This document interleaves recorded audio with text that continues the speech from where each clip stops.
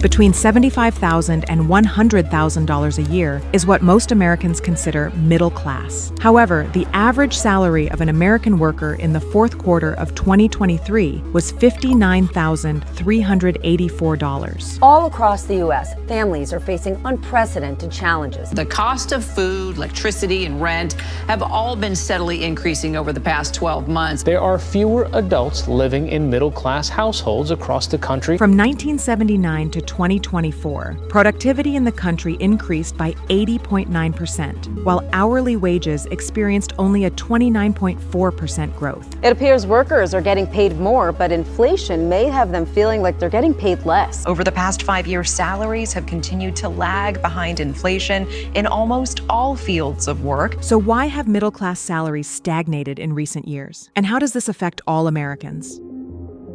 The gap between the rise in the cost of living and wage growth has become a distinctive feature of the U.S. economy. In June 2024, it was revealed that 2/3 of middle-income households felt their income was not enough to cover living expenses. But a fundamental aspect affecting American wages is economic policy. We look after the overall stability of the financial system, and we have tools to do that. The Federal Reserve focuses on achieving maximum employment and price stability, using indicators like the natural unemployment rate, which has historically fluctuated between 4.5% and 5.5%. From 1949 to 1979, the real unemployment rate was cumulatively 15.3% lower than the natural unemployment rate. In contrast, from 1979 to 2017, the real unemployment rate has been 35.7% above this index.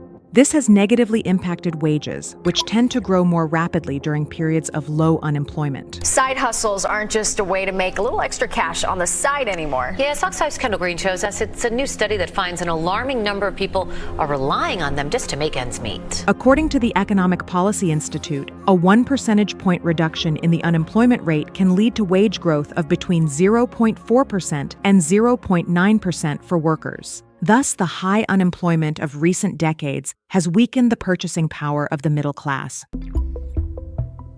Another factor contributing to the lack of income growth for Americans is the decline in geographic mobility. Historically, workers' ability to relocate in search of better job opportunities has been crucial for wage growth. A child born in poverty in Atlanta or Charlotte has roughly a 4% chance of rising to the top fifth of income earners, while odds of a similar climb for a child born in Salt Lake City or San Francisco are over 11%. However, the proportion of Americans who move has drastically fallen, from over 20% in 1948 to just 8.7% in 2022. This shift has been even more pronounced in recent years, where only 1.6% of job seekers relocated to find new jobs in 2023.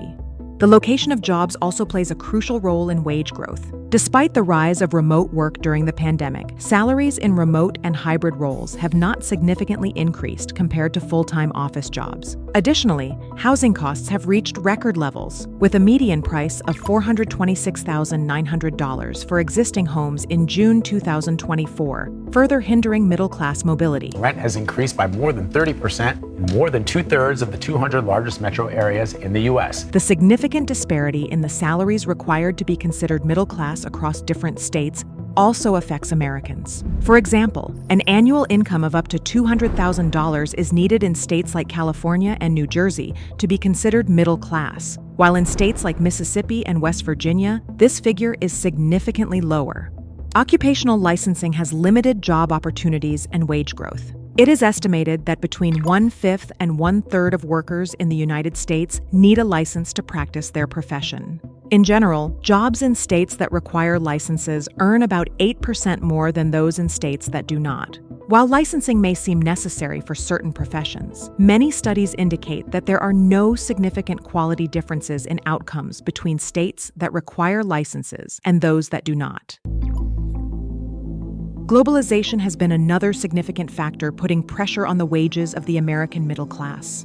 Trade with lower-wage nations has put pressure on middle-class jobs, as many companies move their operations to countries with lower production costs. Our hemisphere has been invaded by China, and they are now the #1 trading partner in the region. Many of the 500 largest industrial corporations in the United States have shifted a part of their manufacturing operations from China to Mexico. Between 1995 and 2013, this trade reduced wages for workers without a college degree by approximately 5.6%. However, the impact of globalization on wage inequality has been debated. Some research suggests that the effect has been minimal, while others argue that trade policies have benefited corporations rather than protecting middle-class workers. The decline in union membership in the United States has created an obstacle to wage growth. For decades, union membership has been on the decline. The early half of the 20th century saw a rapid rise in labor union membership, but today, only about 1/8 of American workers belong to them. In 1983, approximately 1 in 5 Americans belonged to a union. By 2023, that figure had dropped to 1 in 10. Unionized workers earn about 15.9% more than their non-unionized counterparts, demonstrating the power unions have to improve wage conditions.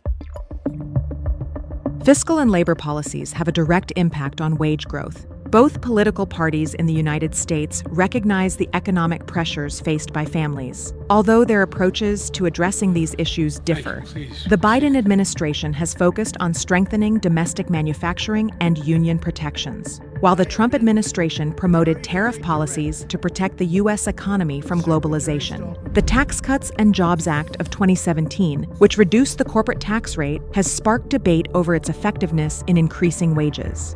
Some studies suggest that this reduction led to an average increase of $750 in annual wages, while others argue that these benefits concentrated in the top 10% of earners. The decline of the middle class in recent decades has been notable. In 1971, the middle class represented 61% of the U.S. population. By 2021, that figure had dropped to 50%. Politicians on both sides of the aisle talk about supporting the middle class, but in the U.S., that group is shrinking. The U.S. middle class is shrinking, and middle incomes are falling dangerously behind. As living costs have risen, wages have not kept pace.